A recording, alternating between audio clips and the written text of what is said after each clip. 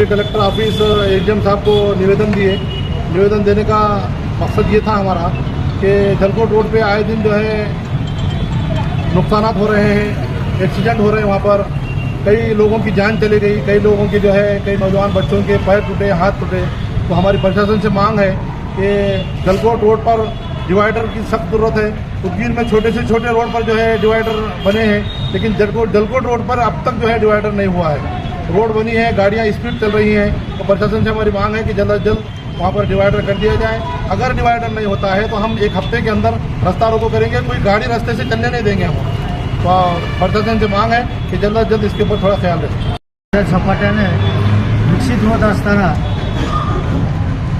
उदगीर ते नांदेड रोड जळकोट मार्गे जाणारा जो रस्ता आहे तो हायवेच्या नियमामध्ये असणारा हा रोड आहे, परंतु उदगीर शहरामधून कॅप्टन चौक ते म्हाडा कॉलनीपर्यंतचा जो भाग आहे पूर्ण विकसित झालेला आहे, पूर्ण भरलेला आहे। त्या ठिकाणी मोठ्या प्रमाणामध्ये शहरातली ट्रॅफिक आणि बाहेरून येणारे ट्रॅफिकमुळं त्या ठिकाणी डिवायडर नसल्यामुळं कित्येक लोकांचे जीव गेलेले आहेत। वेळोवेळी शासनाला निवेदन दिले, प्रशासनाला विनंत्या केल्या, पण अद्याप त्यांनी आतापर्यंत कुठलीच कार्यवाही केली नाही। या ठिकाणच्या लोकप्रतिनिधीने सुद्धा याकडे दुर्लक्ष केलेलं आहे। या लोकप्रतिनिधींना आम्हाला विनंती करायची आहे की कॅप्टन चौक ते म्हाडा कॉलनीपर्यंतचा डिवायडर रस्ता लवकरात लवकर बनवून घ्यावा किंवा त्या ठिकाणची मागणी मंजूर करावी आमची, एवढीच त्यांना विनंती आहे।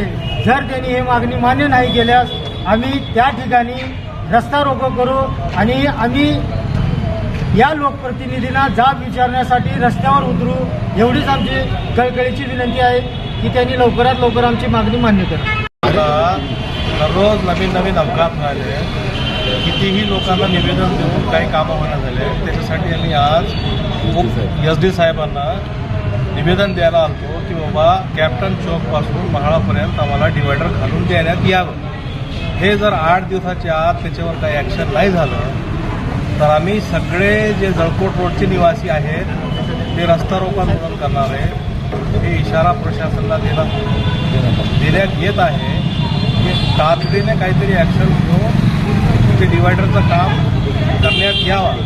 जर होत नसेल तर 8 दिवसानंतर आम्ही रस्ता रोको आंदोलन करू आणि त्याच्यानंतर मग प्रशासनाला भाग पाडू की ते डिवायडर व्हायलाच पाहिजे। प्रेम काय प्रेम